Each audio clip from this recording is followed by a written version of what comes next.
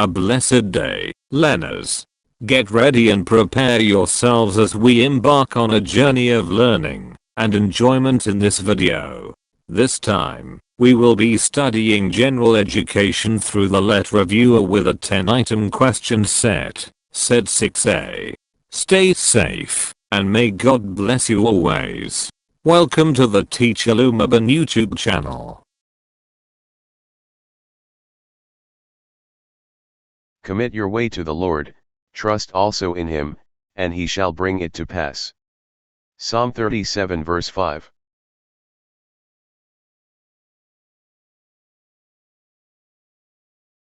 Your father is paying for your plane ticket? A. Isn't it? B. Is he? C. Aren't you? D. Isn't he?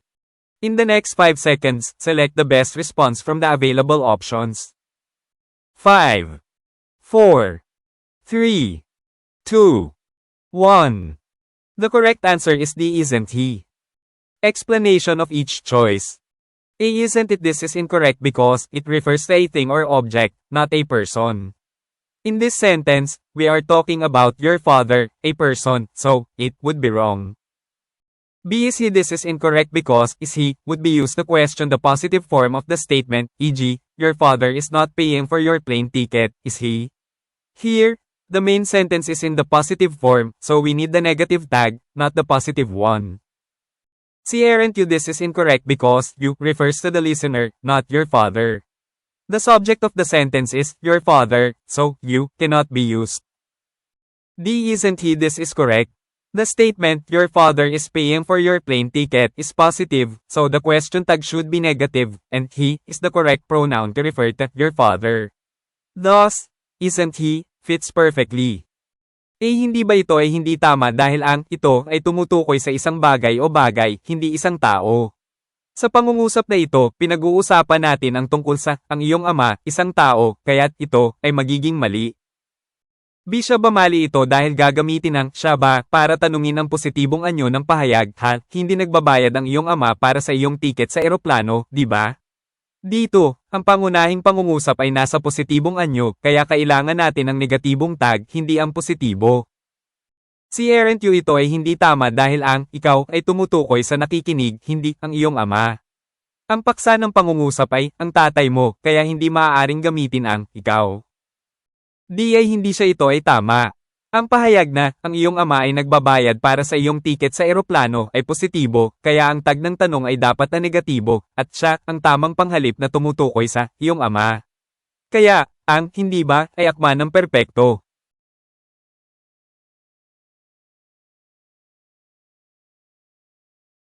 In Psalm 23, otherwise known as Psalm of David, what is the closest meaning to the line, He maketh me to lie down in green pasture, He leadeth me beside the still waters? A. He will be given riches and mercy. B. He will be provided peace and prosperity. C. He will be known throughout the land. D. He will always obey his master for his glory. In the next 5 seconds, select the best response from the available options. 5, 4, 3, 2, 1. The closest meaning to the line, He maketh me to lie down in green pastures, He leadeth me beside the still waters, from Psalm 23 is B. He will be provided peace and prosperity. Explanation of each choice. A. He will be given riches and mercy while green pastures and still waters evoke images of abundance. This line primarily refers to spiritual nourishment and peace rather than material wealth or mercy. B. He will be provided peace and prosperity. This is the best choice. Green pastures symbolizes rest, sustenance, and spiritual nourishment, while still waters represent tranquility and peace. Together, these images convey the idea that God provides peace, contentment, and well-being. See, He will be known throughout the land. This is not relevant to the meaning of this verse. The passage is about the care and guidance of God, not about fame or recognition. D. He will always obey his master for his glory. While obedience to God is a theme in the Psalms, this line is not primarily about obedience but rather about God's provision of peace and comfort to those he shepherds. A. Bibigyan siya ng kayamanan at awa habang ang mga luntiang pastulan at mga tubig na tahimik ay nagdudulot ng mga larawan ng kasaganaan. Ang linyang ito ay pangunahing tumutukoy sa espiritual na pagpapakain at kapayapaan sa halip na materyal na kayamanan o awa. B. Bibigyan siya ng kapayapaan at kaunlaran. Ito ang pinakamagandang pagpipilian. Ang mga berdeng pastulan ay sumasagisag sa kapahingahan, kabuhayan, at espiritual na pagpapakain, habang ang patahimik na tubig ay kumakatawan sa katahimikan at kapayapaan. Magkasama, ang mga larawang ito ay naghahatid ng ideya na ang Diyos ay nagbibigay ng kapayapaan, kasiyahan, at kagalingan. Si siya ay makikilala sa buong lupain. Ito ay hindi nauugnay sa kahulugan ng talatang ito. Ang talata ay tungkol sa pangangalaga at paggabay ng Diyos, hindi tungkol sa katanyagan o pagkilala. Di lagi niyang susundin ang kanyang Panginoon para sa kanyang kaluwalhatian habang ang pagsunod sa Diyos ay isang tema sa mga salmo. Ang linyang ito ay hindi pangunahin tungkol sa pagsunod kundi tungkol sa pagkakaloob ng Diyos ng kapayapaan at kal-iwan sa kanyang mga pastol.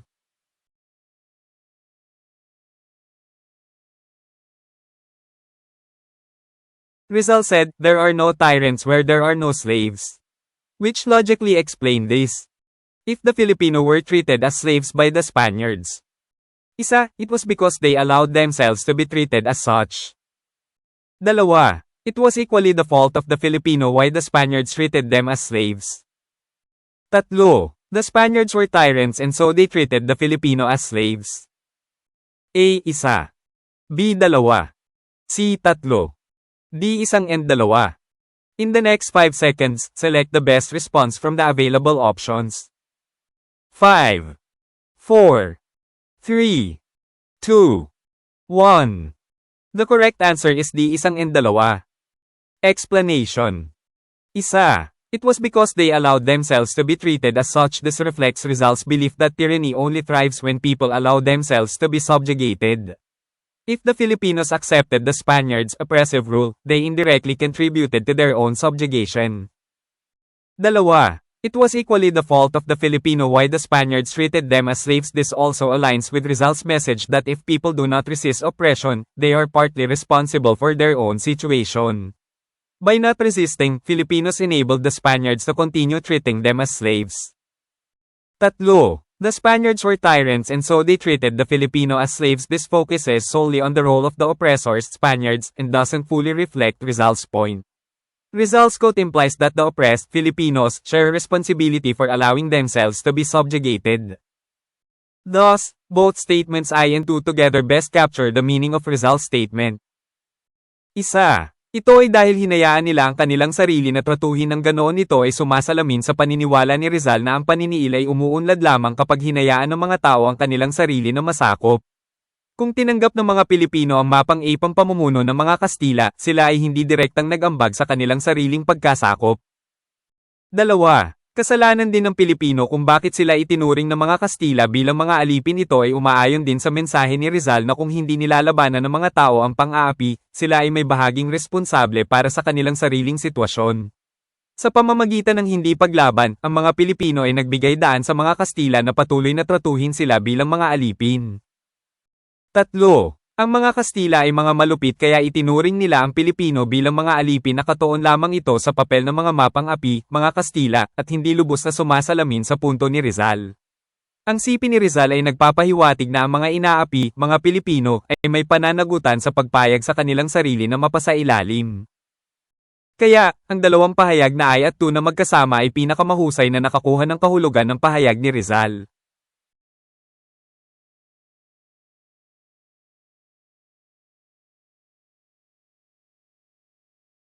Based on his work, sa aking mga kabata, would Rizal favor the use of the mother tongue in the early grades? A. He did not express it clearly. B. Yes, but mixed with English. C. No. D. Yes. In the next 5 seconds, select the best response from the available options. 5, 4, 3, 2, 1. The correct answer is D. Yes. In his poem, Sa Aking Mga Kabata, to my fellow youth, Jose Rizal emphasized the importance of loving one's own language, stating that a nation that does not cherish its own language is like a plant without roots. This indicates that Rizal would favor the use of the mother tongue in the early grades, as he believed that the native language is crucial to cultural identity and development. The poem expresses that the native language is a gift and must be valued, which aligns with the idea of using the mother tongue in education, especially for young learners. Sa kanyang tula na, Sa Aking Mga Kabata, to my fellow youth, binigyang diin ni Jose Rizal ang kahalagahan ng pagmamahal sa sariling wika, na nagsasabi na ang isang bansang hindi nagpapahalaga sa sariling wika ay parang halamang walang ugat. Ipinahihiwatig nito na pabor si Rizal sa paggamit ng sariling wika sa mga unang baitang, dahil naniniwala siya na ang katutubong wika ay mahalaga sa pagkakakilanlan at pag-unlad ng kultura. Ang tula ay nagpapahayag na ang katutubong wika ay isang regalo at dapat pahalagahan, na nakaayon sa ideya ng paggamit ng sariling wika sa edukasyon, lalo na para sa mga batang mag-aaral.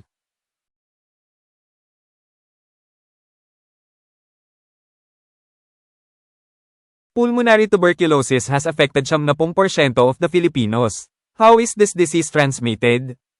A. TB patient allowed to work with other. B. Using dishes of active TB patients. C. Coughing with uncovered mouth. D. Sleeping with children. In the next 5 seconds, select the best response from the available options. 5, 4, 3, 2, 1. The correct answer is C. Coughing with uncovered mouth. Explanation. Pulmonary tuberculosis, TB, is primarily transmitted through airborne droplets when an infected person coughs, sneezes, speaks, or sings. If a person with active TB coughs without covering their mouth, they release droplets containing Mycobacterium tuberculosis into the air, which can then be inhaled by others, leading to transmission of the disease. Here's a breakdown of the other choices. A TB patient allowed to work with others. TB is not transmitted by simply being in the same space as others unless there is exposure to respiratory droplets. B. Using dishes of active TB patients. TB is not typically transmitted through surfaces like dishes, it primarily spreads through the air. D. Sleeping with children. Close contact can increase the risk, but the key factor is exposure to respiratory droplets, not just sleeping next to someone. Therefore, coughing with an uncovered mouth is the main way TB spreads. Ang pulmonary tuberculosis, TB, ay pangunahing naipapasa sa pamamagitan ng airborne droplets kapag ang isang infected na tao ay umuubo, bumahing, nagsasalita, o kumakanta. Kung ang isang taong may aktibong TB ay umuubo nang hindi tinatakpan ang kanilang bibig, naglalabas sila ng mga droplet na naglalaman ng Mycobacterium tuberculosis sa hangin, na maaaring malanghap ng iba, na humahantong sa paghahatid ng sakit. Narito ang isang breakdown ng iba pang mga pagpipilian.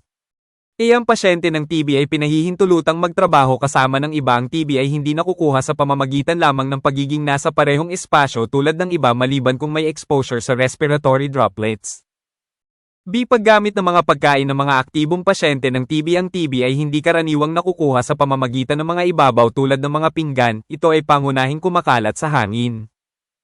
D. Pagtulog kasama ang mga bata. Ang malapit na pakikipag-ugnay ay maaaring magpapataas ng panganib, ngunit ang pangunahing kadahilanan ay ang pagkakalantad sa mga droplets sa paghinga, hindi lamang sa pagtulog sa tabi ng isang tao. Sa makatuwid, ang pag-ubo na walang takip ang bibig ang pangunahing paraan ng pagkalat ng TB.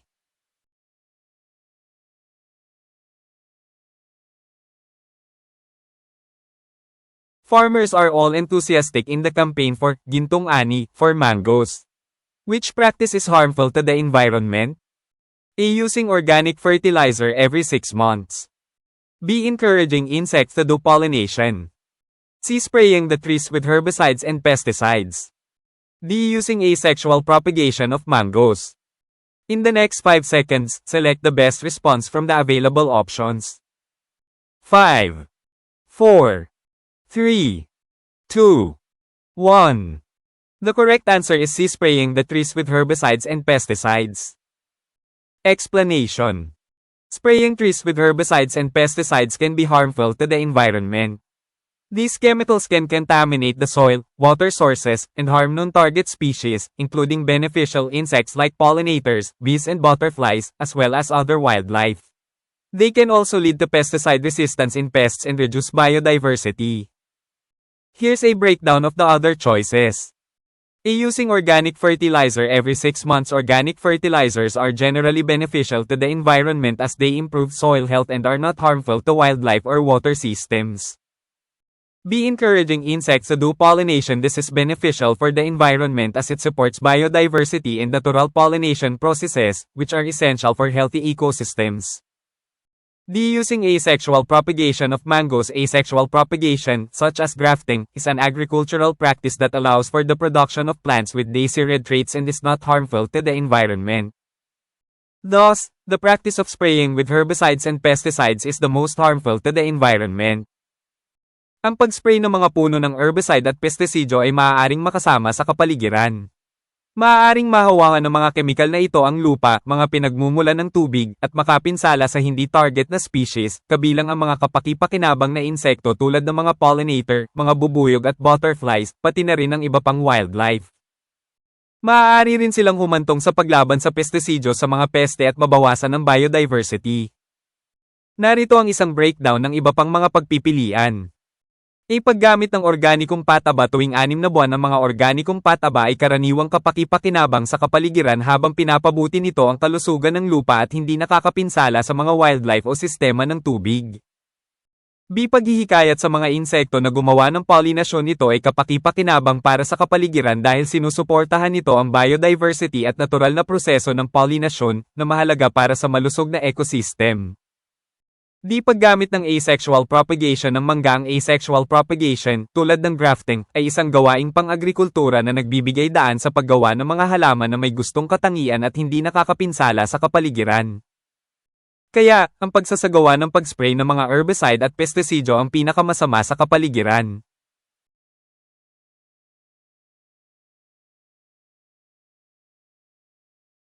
An online shop sells a certain calculator for 850 pesos and charges 250 pesos for shipping within Manila, regardless of the number of calculators ordered. Which of the following equations shows the total cost, y, of an order as a function of the number of calculators ordered, x? A. Y equals 850 plus 250, x. B. Y equals 250x plus 850. C. Y equals 850x plus 250. D. X equals 850y plus 250. In the next 5 seconds, select the best response from the available options.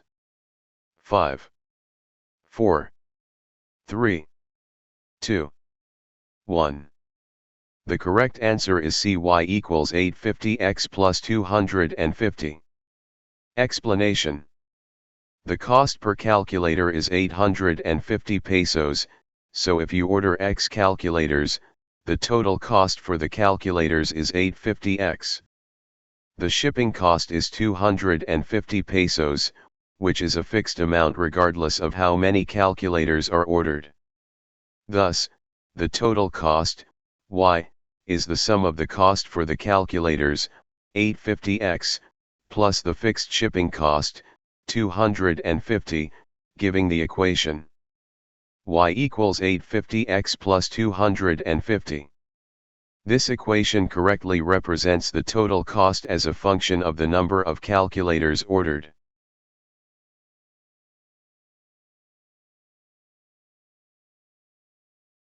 How many glasses of cola each to be filled with 150 cc of liquid can be made from 5 family sizes bottles of cola each containing 1.5 liters? A. 60. B. 45. C. 40. D. 50. In the next 5 seconds, select the best response from the available options. 5, 4, 3, 2, 1. To solve the problem, let's break it down step by step. Convert the volume of cola in the family size bottles to cubic centimeters, CUCM. 1 liter equals 1000 cubic centimeters, CUCM. Each family size bottle contains 1.5 liters. Therefore, each bottle contains 1.5 times 1,000 equals 1,500 cc of cola. Find the total amount of cola from 5 family size bottles. 1,500 cc per bottle times 5 bottles equals 7,500 cc of cola in total. Determine how many glasses can be filled with 150 cucm of cola each. 7,500 cucm total divided by 150 cucm per glass equals 50 glasses. Thus, the correct answer is D 50.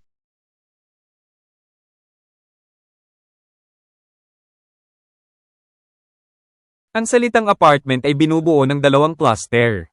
Tukuyin ito. ART at NT.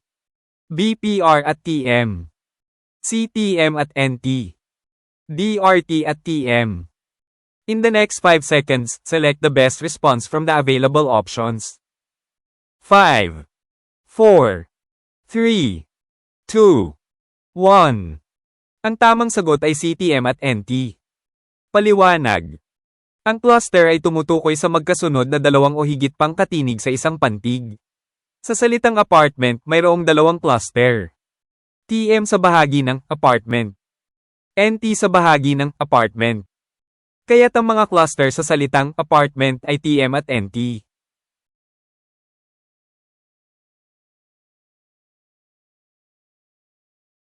Ponema ang tawag sa makabuluhang tunog ng wika. Ilan ang ponema ng Filipino? A. 28, B. 31, C. 20, D. 21. In the next 5 seconds, select the best response from the available options. 5, 4, 3, 2, 1. Ang tamang sagot ay D. 21. Paliwanag. Sa wikang Filipino, mayroong 21 ponema o makabuluhang tunog. Ang mga ito ay binubuo ng 16 na katinig, B, D, G, H, K, L, M, N, ng P, R, S, T, W, Y, at 5 patinig, A, E, I, O, U.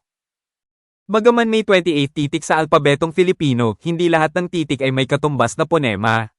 Ang ponema ay mga tunog na mahalaga sa pagbuo ng salita at ang ilan sa mga titik tulad ng F, J, V, Z, at iba pa ay inangkop lamang mula sa ibang wika at hindi itinuturing na bahagi ng mga orihinal na ponema ng Filipino.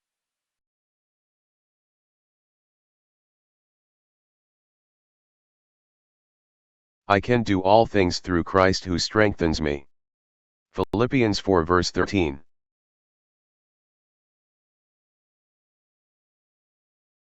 I hope you enjoyed and learned something new from our topic on general education. Lead reviewer. If you learned something from this video, please give this video a thumbs up. Don't forget to share this video with your friends.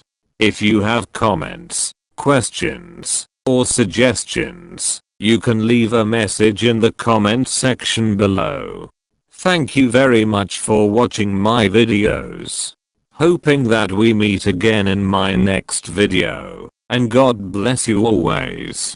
It is the Teacher Lumaban YouTube channel.